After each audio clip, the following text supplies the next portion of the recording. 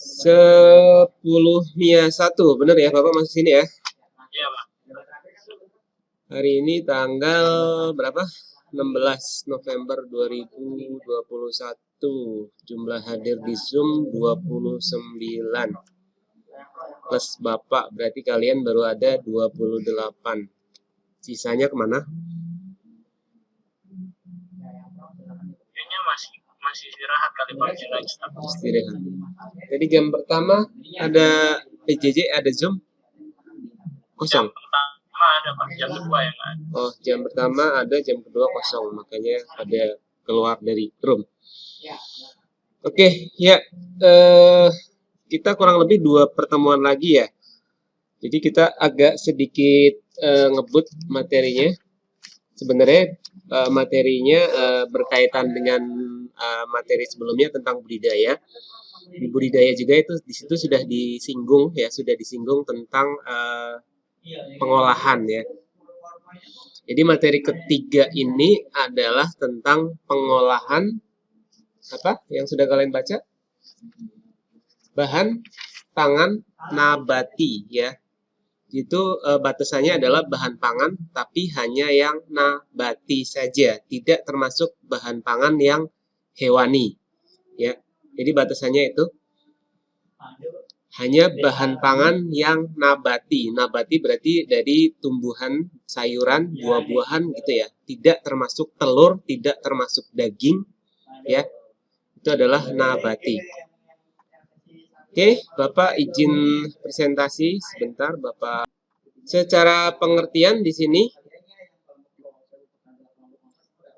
bahan pangan nabati adalah bahan pangan atau makanan yang berasal dari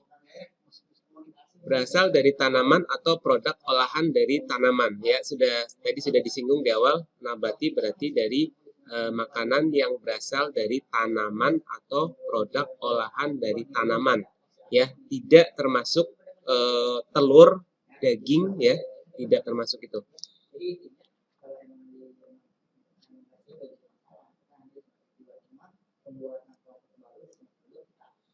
Kemudian di sini ada klasifikasi bahan makanan nabati, yaitu berdasarkan sifat fisiknya, berdasarkan sifat kimianya, dan berdasarkan sifat biologinya. Jika diklasifikasikan berdasarkan sifat nabatinya, maka bahan pangan nabati itu sifat fisiknya ada yang bertekstur lunak, ada yang bertekstur keras, ada yang bertekstur ulet, ada yang bertekstur rapuh, dan ada yang bertekstur kenyal. Kemudian jika berdasarkan sifat kimianya, maka di dalamnya bahan makanan nabati itu ada yang kategorinya banyak mengandung protein yang tinggi, ada yang sumber karbohidrat, ada yang sumber lemak, ada yang sumber mineral, ada yang sumber vitamin, ada yang banyak mengandung air, dan bahkan ada yang mengandung racun. Kemudian jika berdasarkan sifat biologinya, maka diklasifikasikan menjadi 2, yaitu klimaterik dan non-klimaterik. Berikutnya adalah jenis makanan awetan. Yang pertama adalah jenis manisan buah ya. Sesuai dengan namanya, makanan ini diproses dengan cara direndam dengan larutan gula. Kemudian ada jenis makanan asinan ya, diproses dengan cara pengacaran dengan larutan garam atau pengasaman dengan larutan cuka. Yang ketiga adalah jenis makanan awetan selai, diproses dengan cara menghancurkan bahan nabati, kemudian ditambahkan gula, kemudian dimasak hingga menjadi kental. Kemudian teknik pengawetan bahan makanan nabati yang pertama adalah dengan cara pengawetan secara fisik ya. Pengawetan secara fisik itu bisa dilakukan dengan cara pemanasan atau pendinginan. Sedangkan pengawetan yang kedua adalah pengawetan dengan cara kimia ya, sesuai dengan namanya. Kimia berarti menambahkan bahan kimia tambahan. Nanti kita bahas lebih lanjut. Berikutnya adalah pengawetan secara biologi. Sesuai dengan namanya, berarti dia akan menambahkan mikroorganisme ke dalam bahan makanan nabati yang dibuat. Yang pertama adalah teknik pemanasan bahan nabati yang sering dilakukan adalah dengan cara blanching, pasteurisasi, dan sterilisasi. Blanching itu apa? Pemanasan singkat ya. Kalau kalian lihat biasanya paling simpel adalah pada saat kalian membeli mie ayam, ya. Pada saat kalian membeli mie ayam itu di situ ada proses blanching, ya, pada sayurannya dimasukkan ke dalam minyak, dimasukkan ke dalam air mendidih, tapi tidak begitu lama kemudian diangkat kembali, ya. Kemudian yang kedua adalah yang pasteurisasi, ya. Pasteurisasi banyak ditemukan pada kalau simpelnya adalah susu. Tapi kalau di produk nabati berarti ya susunya susu yang kedelai gitu ya. Susunya susu yang kedelai. Berikutnya ada sterilisasi, ya. Sterilisasi itu mensterilkan, ya, membersihkan zat bahan pangan nabati dari sisa-sisa pestisida, kemudian sisa-sisa zat berbahaya sehingga itu akan menjadi steril. Oke, lanjut.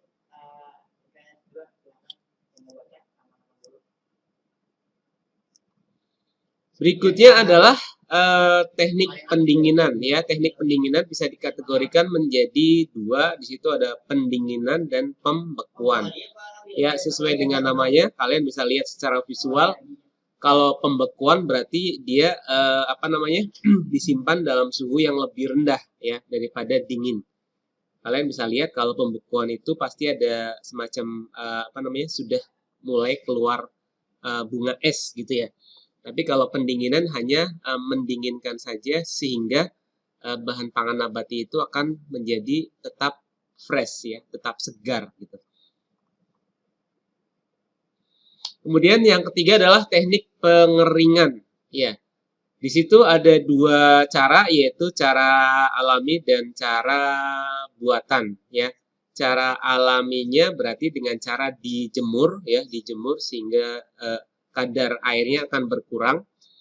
Kemudian cara buatannya yaitu dengan dimasukkan ke dalam oven khusus, ya, oven khusus yang memang digunakan untuk menghilangkan kadar air. Sama, intinya adalah mengeringkan bahan pangan nabati. Berikutnya adalah teknik pengalengan, ya. Teknik pengalengan ini di buku kalian dijelaskan dipak secara hermatis. Ya, di buku kalian sudah ada hermatis itu apa. Hermatis di situ dijelaskan adalah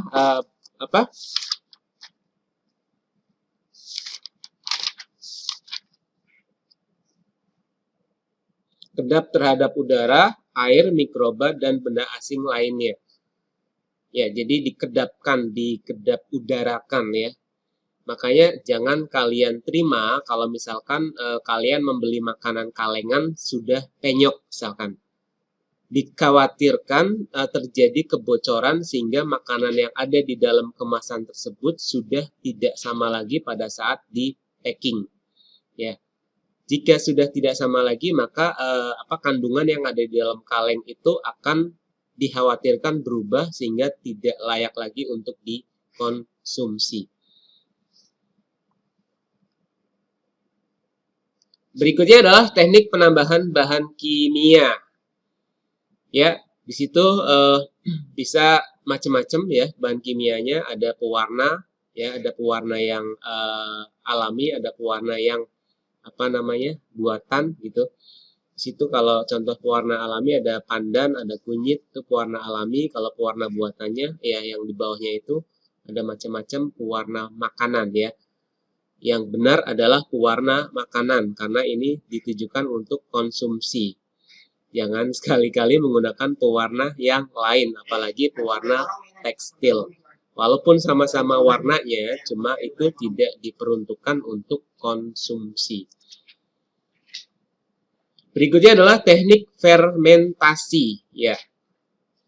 dengan cara ditambahkan mikroorganisme, ya. Teknik fermentasi bisa kita temukan pada tape, kemudian pada tempe, kemudian bisa kalian temukan juga pada hasil olahan kedelai yang lain adalah misalkan tauco, kalau kalian tahu tauco.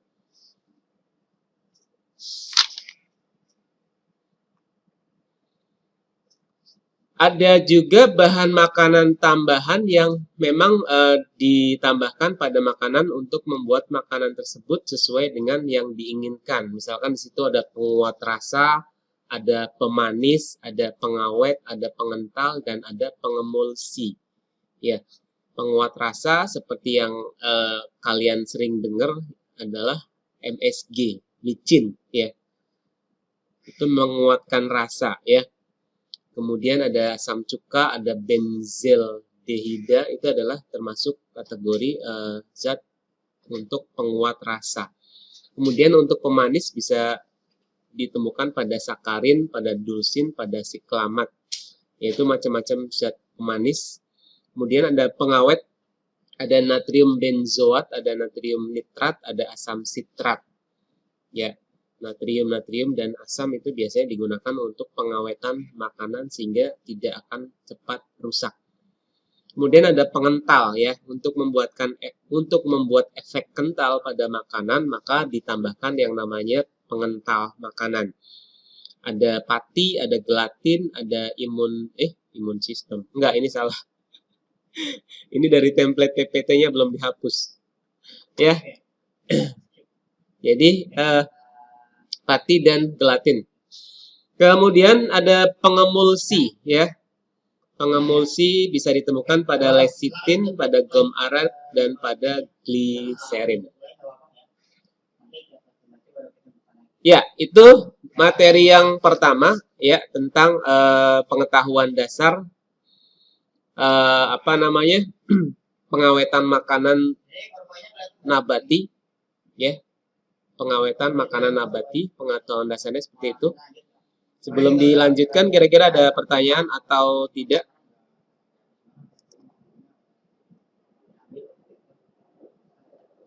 Ya, jelas Pak. Jelas, ya. Yang lain ada pertanyaan?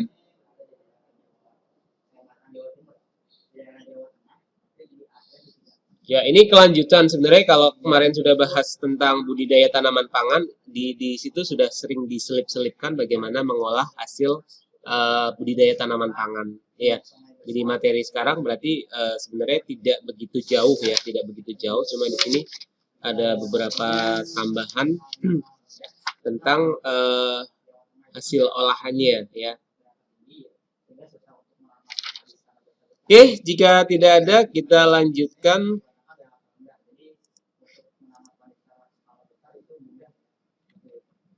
Tentang perencanaan usahanya, ya. Ya. Kita sudah tahu teori dasarnya tentang pengolahan makanan nabati, ya, pengolahan makanan awetan dari bahan nabati. Berikutnya adalah tentang perencanaan usahanya, ya. Seperti biasa kalian harus belajar tentang bagaimana merencanakan usaha. Kali ini usahanya adalah berkaitan dengan usaha pengolahan makanan awetan dari bahan pangan nabati. Yang pertama pasti harus mencari ide, ya kan? Ide apa yang kira-kira tepat untuk mewujudkan usaha di bidang pengolahan makanan awetan. Ide itu ya bisa berasal dari keseharian kalian, bisa berasal dari hal-hal yang kalian temukan di keseharian. Misalkan kalian jajan, ya, kalian membeli makanan, kemudian dari makanan tersebut kalian punya ide makanan yang sudah kalian makan, misalkan hasil olahan awetan gitu, makanan nabati awetan. Kira-kira dari makanan yang sudah kalian makan itu bisa tidak dijadikan sesuatu yang berbeda. Misalkan dari cara pengemasannya, ya, makanan yang kalian makan misalkan kemasannya masih tradisional, misalkan pada saat dibeli harus diplastikin dengan plastik biasa tanpa adanya merek misalkan, pasti kalian ada kepikiran ide kalau ini dikasih merek kemudian di packing lebih bagus lagi maka akan menambah nilai jual ya. Ya, mencari idenya dari hal-hal yang sederhana seperti itu. Kemudian setelah idenya ketemu, kalian melakukan uji coba ya, prototyping ya. Kira-kira dari uji coba yang kalian lakukan nanti kalian akan menemukan produk yang cocok, produk yang kira-kira bisa diproduksi dan bisa dipasarkan serta bisa diterima oleh pasar. Ya, percobaan itu pasti harus dilakukan berulang-ulang, tidak mungkin percobaan itu 1-2 kali. Ya, harus dicoba dengan berbagai macam skenario ya, dengan berbagai macam skenario sehingga nanti didapatkan produk akhir yang kira-kira memenuhi syarat. Ya, baik syarat dari segi kelayakan produksi, kemudian syarat dari segi harga, syarat dari segi penerimaan konsumen terhadap produk itu harus di riset terlebih dahulu. Kemudian setelah produknya ketemu, fix ini misalkan produknya X ya. Maka berikutnya adalah merencanakan produksinya. Kira-kira dari hasil prototyping produk itu kalau itu diproduksi secara massal bagaimana caranya? Apakah efektif atau tidak? Caranya bagaimana? Misalkan di tahap pertama hanya memproduksi 100 unit misalkan. Kemudian misalkan nanti permintaan meningkat bisa tidak memproduksi lebih dari 100 unit. Ya, maka dibuat perencanaan produksi yang seefisien mungkin sehingga bisa memenuhi target produksi dan bisa juga untuk memangkas biaya-biaya yang kira-kira tidak perlu. Yang ketiga adalah tahapan keempat adalah menyiapkan teknik perencanaan produksi di situ ya. Ya, perencanaan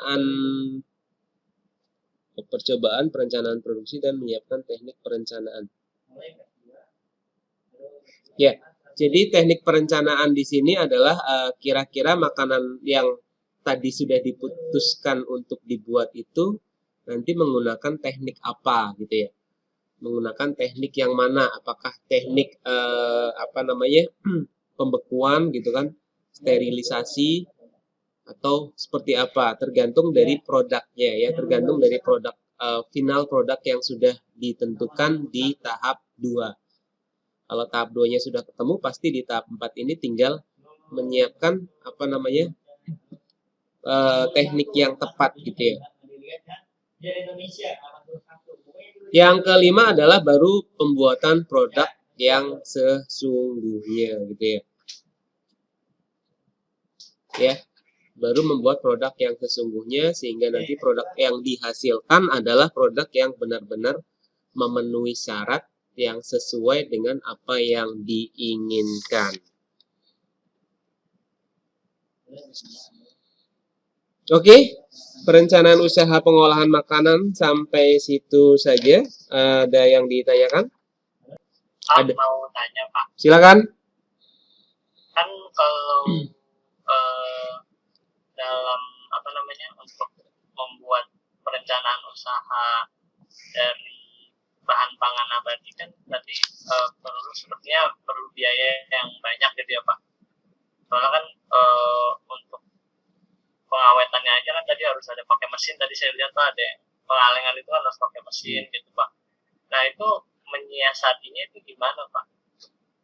Untuk modal yang besar gitu. Iya. Jadi balik lagi ke disesuaikan dengan kondisi. Misalkan toh memang harus membuat membuat produk yang memang butuh peralatan yang modern gitu ya. Peralatan yang memang harus ada pengalengan, maka di awal memang harus sudah disediakan anggaran yang memang mencukupi untuk membeli alat-alat tersebut. Ya. Kalau misalkan usahanya memang memutuskan untuk itu, ya memang harus di awal harus dimodalkan karena itu adalah aset ya, aset sumber daya mesin yang harus ada. Tanpa adanya sumber daya mesin tersebut, usahanya tidak akan bisa berjalan. Kecuali di apa ya, di awal diputuskan kalau ini usaha ini butuh modal yang besar. Bagaimana kalau di switch, bagaimana kalau diubah ke produk yang lain yang tidak membutuhkan pengalengan.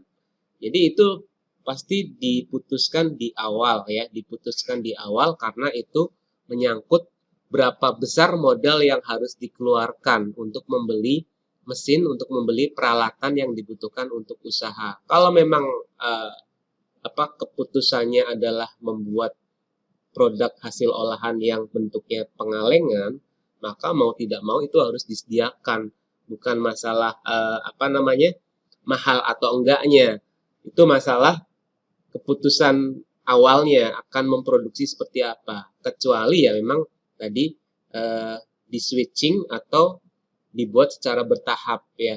Mungkin karena usahanya modalnya terbatas, untuk tahap awal kita tidak memproduksi kemasan yang kaleng. Kita hanya memproduksi kemasan yang misalkan plastik. Nanti kemudian setelah berjalannya waktu, kalau usaha itu besar, berkembang, baru kemudian membuat varian produk yang dengan kemasan kaleng.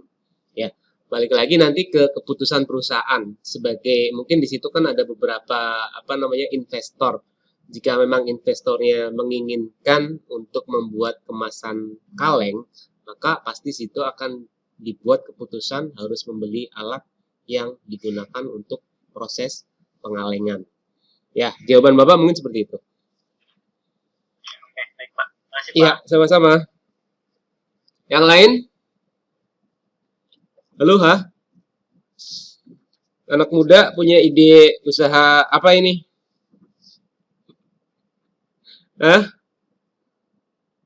Ada nggak makanan awetan yang kira-kira viral? Bacigor. Bacigor. Aduh Pak. Iya, sejenis gitulah. Bakso aci goreng, bakso aci goreng. Iya kan? Ya, yang terbuat dari aci, terbuat dari tepung tapioka.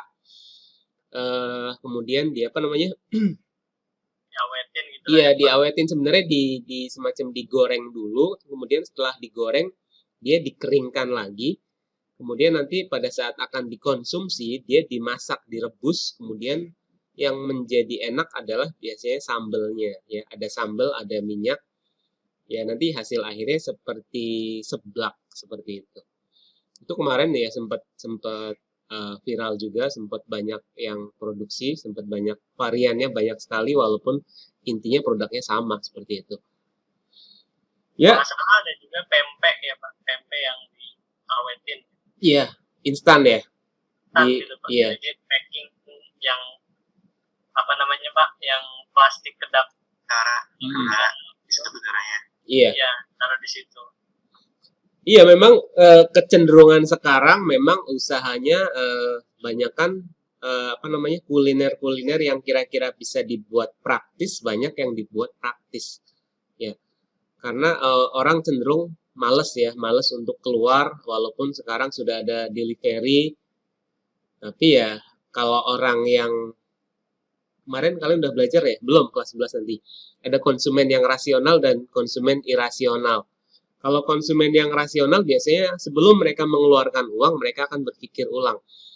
Misalkan delivery, iya gampang, cuma biayanya akan lebih mahal. Misalkan beli martabak kalau kita datang langsung misalkan 23.000. Ternyata setelah dipesan pakai aplikasi dia akan menjadi 45.000. Nah, biasanya konsumen-konsumen yang seperti itu berpikir sehingga dia akan membeli produk-produk yang instan. Kira-kira martabak instan ada enggak ya gitu. Ya, bisa aja kan martabak instan yang hanya ditambahkan dengan air, kemudian nanti dikukus misalkan atau digoreng di penggorengan akan jadi martabak, tinggal tambahkan topping. Ya bisa aja seperti itu. Ya, sekarang banyak sekali makanan-makanan instan yang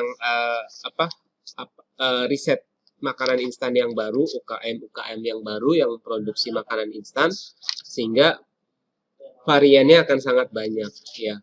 Biasanya itu dari kalian anak-anak muda yang masih punya banyak ide brilian untuk menciptakan hal-hal yang baru yang belum pernah ada sebelumnya, dan dengan kecepatan informasi itu akan menjadi viral. Itu biasanya seperti itu. Apalagi kira-kira yang nggak ada, paling kemarin itu rambut nenek ya, rambut nenek yang manis-manis itu kan, itu juga sekarang ada yang dalam kemasan instan, ada juga. Apalagi Tapi beda ya, kalau misalnya Bapak beli barang online tapi diskon, tapi kalau datang sono nggak diskon, pasti pembelinya lebih milih ini ya Pak, ke online kan. Kayak ada Pak pengalaman Pak, saya pernah dengar ada orang beli langsung harganya 100, lalu untuk beli di online itu 200. Kenapa Pak? itu biasanya ada kerjasama sama marketplace-nya ya, kerjasama sama marketplace-nya. Kelebihan harga itu biasanya akan di cover sama marketplace-nya ya. Jadi sama marketplace-nya, sama Tokopedia, sama Shopee, sama Lazada ya, pokoknya sama marketplace-nya. Jadi ada kerjasama. Kenapa harganya lebih murah? Karena si seller akan mendapatkan kelebihan itunya dari situ, dari fee atau dari poin yang dikumpulkan. Biasanya seller-seller itu di akhir tahun mereka bonusnya banyak. Bonus itu nanti bisa mereka tukarkan menjadi uang atau menjadi produk yang bisa diambil secara gratis di marketplace gitu, Radit.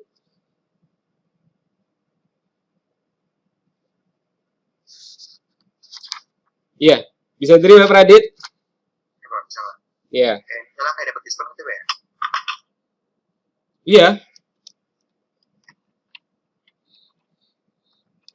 Kalau beli offline lebih mahal, apa? Karena di offline itu kan biasanya ada biaya-biaya tambahan, misalkan biaya sewa tempat, biaya karyawan gitu kan. Itu kan berarti dimasukkan ke dalam budget biaya yang harus dikeluarkan. Mau langsung ke belakang, mau langsung ke perhitungan biaya produksi. Ya, langsung aja buka-buka, di situ ada biaya produksi tuh. Ya, sebenarnya ya sama sih intinya sebuah bisnis ya sama, pasti ada hitung-hitungannya. Tidak mungkin bisnis itu ujuk-ujuk tahu-tahu harganya berubah, itu enggak. Pasti ada perhitungan di belakangnya yang menyebabkan harga itu berubah. Ya, dan kedua belah pihak pasti akan ada untungnya, nggak mungkin rugi. Bisa juga ada istilah bakar uang ya. Bakar uang itu, uangnya dari mana? Uangnya dari investor. Marketplace itu punya investor. Untuk menggait investor, marketplace itu harus bakar uang. Mereka harus gila-gilaan promonya, bagaimana seller bisa jualan di toko dia. Tapi nanti endingnya suatu saat harganya, promonya tidak lagi seperti itu. Ya, kayak apa ya? Gojek ya misalkan. Gojek lagi. Gojek di awal-awal kan banyak promo kan, banyak yang murah-murah. Kemudian setelah konsumennya dirasa cukup banyak, kemudian konsumennya itu ketergantungan dengan aplikasi, maka apa yang terjadi sekarang? Kalian bisa lihat di detail deskripsi setiap kalian order GoFood. Misalkan yang tadi Bapak cerita, harga martabak kalau kita datang ke sana 23.000. Tapi kalau kita belanjanya pakai GoFood, maka harganya bisa menjadi 45.000. Karena di situ ada biaya-biaya lain, ada biaya proses, ada biaya aplikasi, ada biaya delivery. Ya, seperti itu. Ya, Gojek sudah cukup pede, sudah cukup yakin kalau konsumen itu ketergantungan dengan mereka. Berapapun harga yang mereka patok, maka konsumen akan mau. Ya. Tapi dia nggak takut ini Pak, misalnya pindah ke Grab gitu Pak? Iya, mereka punya cara ya. Mereka punya cara bagaimana konsumen itu menjadi ketergantungan dengan aplikasi tersebut. Kalau memang promonya sudah selesai ya nanti cari cara lain. Ya, cari cara lain sehingga tetap ada ketergantungan dengan si aplikasi tersebut.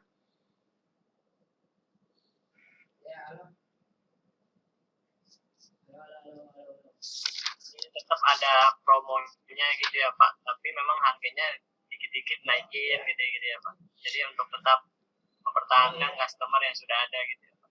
Iya, pasti ada teknik, ada cara yang membuat mereka tetap tetap punya kuasa terhadap penggunanya, terhadap pemakai aplikasinya, sehingga mereka akan terus ketergantungan. Misalkan promonya udah habis, nanti tiba-tiba ada promo apa gitu kan, pasti itu ada, karena kan itu menyangkut marketing ya, menyangkut marketing, bagaimana caranya aplikasi tersebut tetap bisa eksis.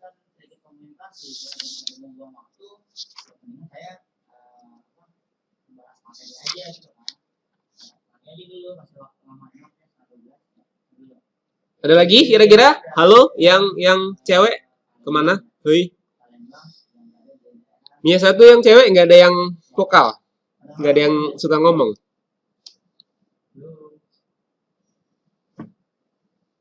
Nggak ada. Siapa, Dit? Mia satu yang suka ngomong, Dit?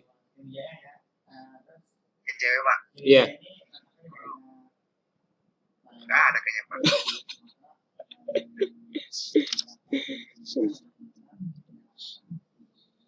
Biasanya cewek kan suka yang namanya cemilan 10, 11, cemilan, cemilan.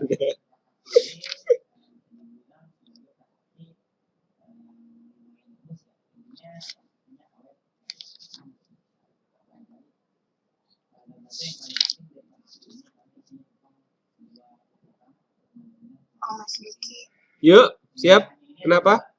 Ya, Pak. Saya mau nanya, Pak. Gulali itu bikinnya Pak. Gulali yang rambut nenek itu apa, Pak? Bikinnya pakai apa? Bikinnya pakai apa? Iya, bikinnya pakai apa? Iya, Pak. Gulali itu kan bikinnya pakai gula, ya pakai gula pasir, gula yang dicairkan, kemudian dari yang sudah cair itu nanti dibuat semacam serabut-serabut. Ya kalau gula itu sudah cair kan nanti kalau dia dingin dia akan menjadi keras ya. Tapi sebelum dia menjadi keras dibuat semacam serabut. Ya, dibuat semacam serabut. Pernah lihat nggak yang pembuatan ini yang rambut nenek begini doang cara buatnya dari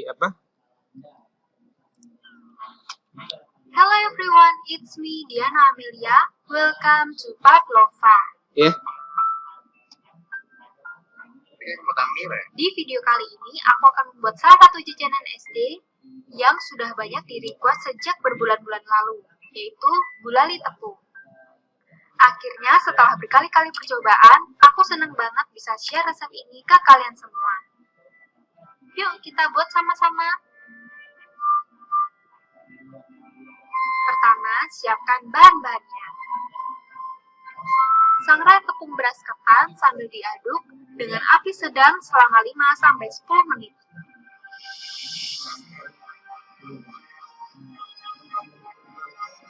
Kemudian angkat dan dinginkan.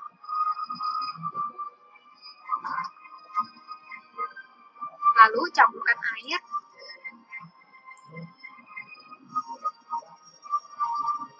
gula pasir, glukos, Salam. Deh, cuka masak, ada yang nyari. dan pewarna makanan. Masak dengan api kecil hingga gula larut. Saat memasak gula ini, aku nggak mengaduk sama sekali. Jadi, aku cuma goyangkan teflon seperti ini supaya tercampur rata.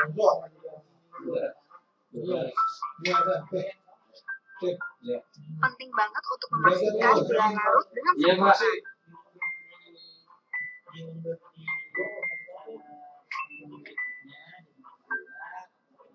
Jika di sisi teflon ada bercak gula, kalian bisa oleskan dengan air untuk menghindari gula kristal yang belum meleleh sempurna.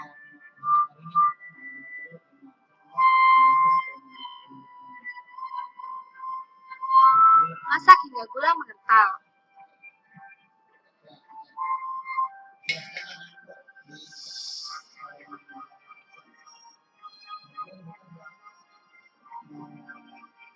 Terus, gimana cara ngetes gula udah siap atau belum? Begini caranya. Siapkan air dingin dari kulkas. Kemudian, ambil sedikit gulali dan tuang ke dalam air dingin. Jika gulali masih terlalu lembek, berarti belum siap diangkat.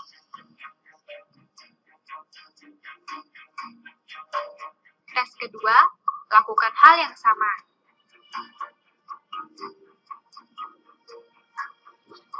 Bisa dilihat, walaupun gulali sudah bisa dibentuk bola, tapi kalau ditarik dan gulalinya masih jatuh ke bawah seperti ini, berarti belum siap.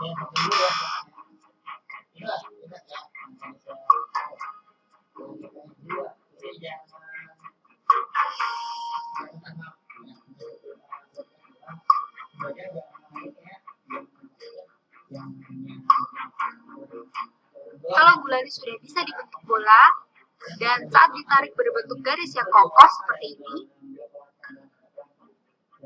berarti sudah siap diangkat.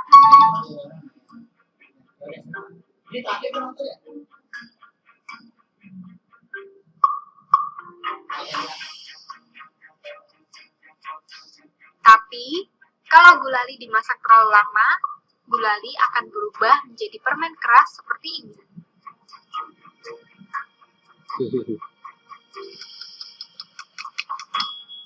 Dan saat aku mau nyoba narik, oh my god. Next. Setelah kamu yakin gulalinya siap, pindahkan ke alas anti lengket dan tahan panas. Kalau kalian nggak punya alas seperti ini, beberapa orang juga ada yang menggunakan wajan. Step ini gunanya untuk mendinginkan gula. Aduk gula supaya lebih cepat dingin. Karena kali ini aku hanya membuat porsi kecil, aku hanya mengaduk menggunakan stik es krim.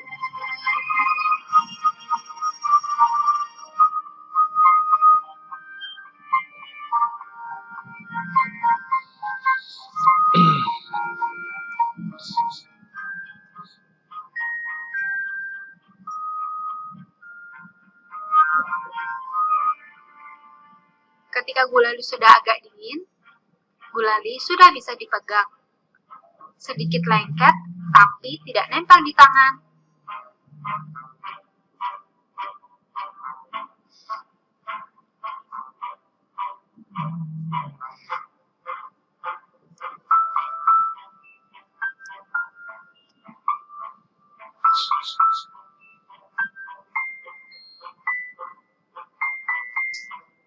Bungkus rapat gulali menggunakan plastik atau plastik wrap, dan biarkan hingga benar-benar dingin sebelum dibentuk.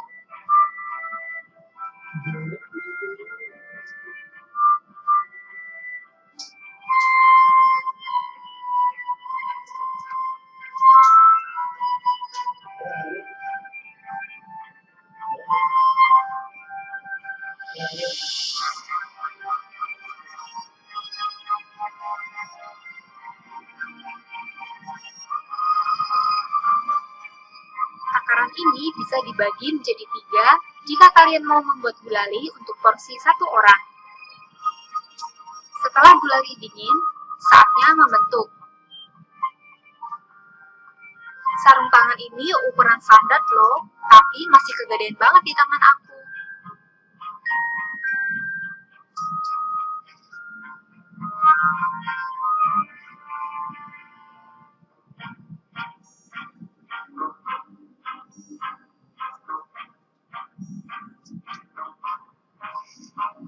Gulali ini memang lengket, jadi kalian harus sediain tepung yang banyak ya.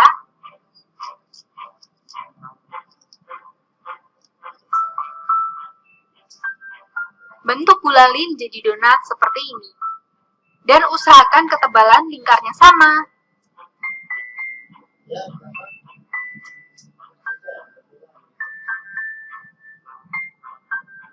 Kalau ngelihat abang yang jualan, kerasa gampang banget. Tapi ternyata bikin gulali juga butuh pengalaman.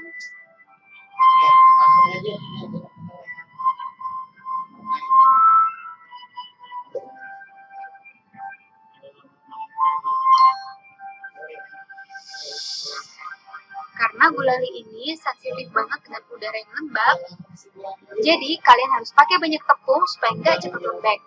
Sekarang aku udah membuat 4 helai.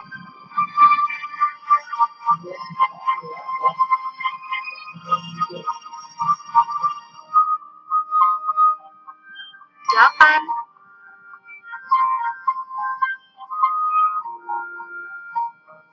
16,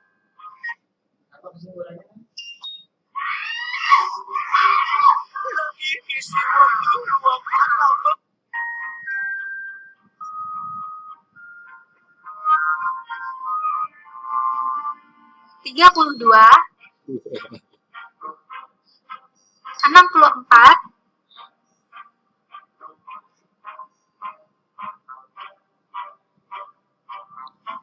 128,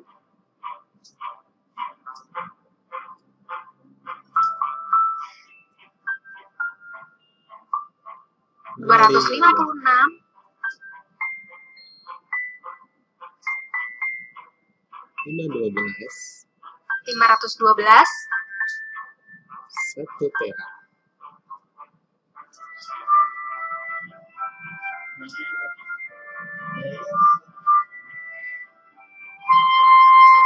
Seribu 24,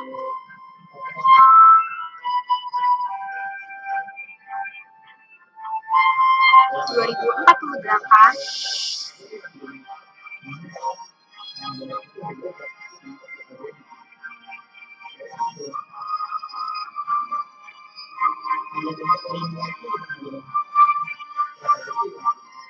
4096, 8.192,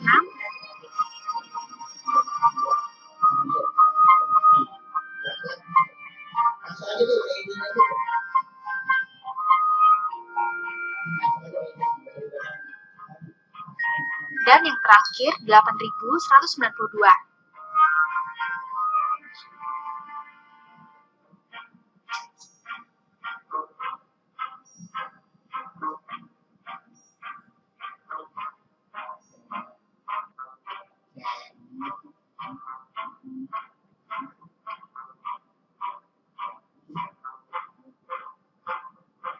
Kalian bisa taruh di piring seperti ini.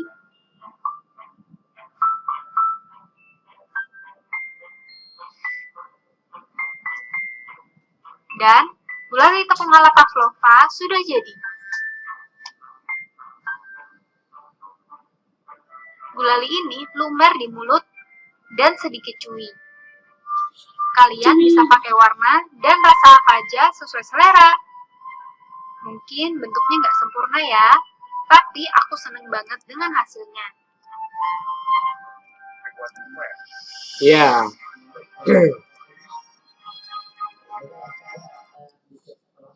Gitu ya, kira-kira ya. Gampang-gampang susah. Memang butuh yang sesuai dengan yang tadi dipelajari, butuh eksperimen ya. Butuh eksperimen untuk menciptakan sesuatu yang sempurna, yang perfect. Itu memang butuh prototype, percobaan-percobaan, sehingga nanti hasil akhirnya memang sesuai yang diinginkan. Kalau memang belum menemui hasil akhir yang diinginkan, ya harus ada yang diubah. Kayak tadi kan uji coba dimasukin ke dalam air dingin gitu ya. Itu beberapa kali percobaan sampai menemukan gulali yang teksturnya pas, yang nggak terlalu keras, yang nggak terlalu lembek, yang mudah dibentuk gitu kan. Kalau terlalu keras tadi kan jadinya permen, kalau terlalu lembek nggak bisa dibentuk gitu kan. Ya memang begitu. Ya, Alexandra ya. Iya, Pak. Udah pernah jajan begituan apa belum? Pernah, cuma kepo aja gitu, Pak. Gimana? Kenapa? Pengen tahu aja cara bikinnya. Ya udah dibuat, kemudian dibuat konten TikTok pasti rame.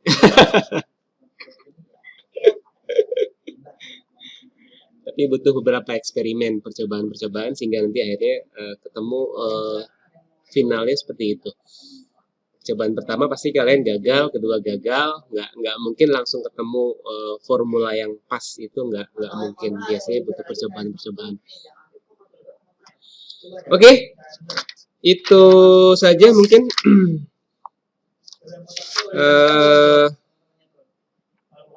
Penyajian dan pengemasan di halaman 92 sebenarnya sudah pernah dipelajari juga ya, teknik dasar pengemasan. Kemudian pemasaran oleh-oleh, perhitungan biaya,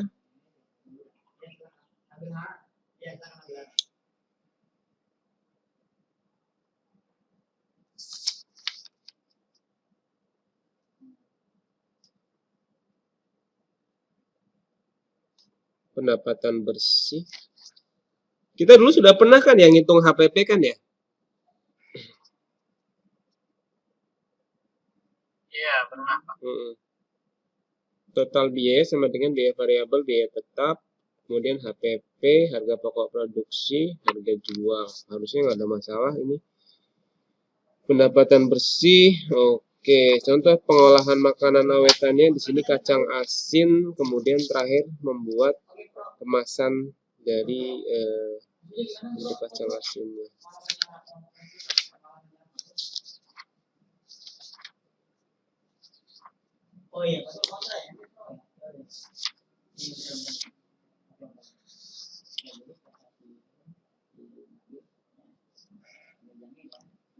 Pertemuan minggu depan berarti kita di sekolah ya? Iya, Pak. PTM.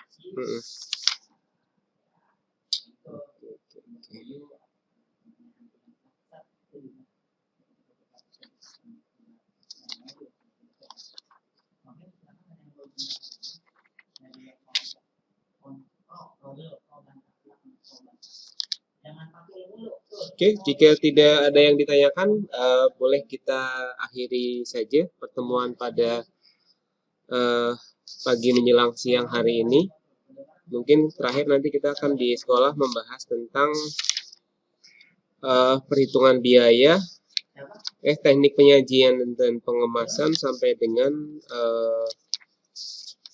cara membuat kemasan mungkin ya, sampai membuat kemasan nggak usah perhitungan biaya ya. 3 materi terakhir mungkin kita akan selesaikan di sekolah. Itu aja mungkin. Sekali lagi ada pertanyaan atau tidak? Jelas ya.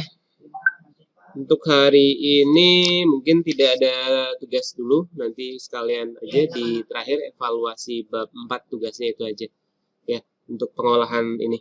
Oke, terima kasih. Mohon maaf kalau ada kesalahan dari Bapak. Assalamualaikum warahmatullahi wabarakatuh.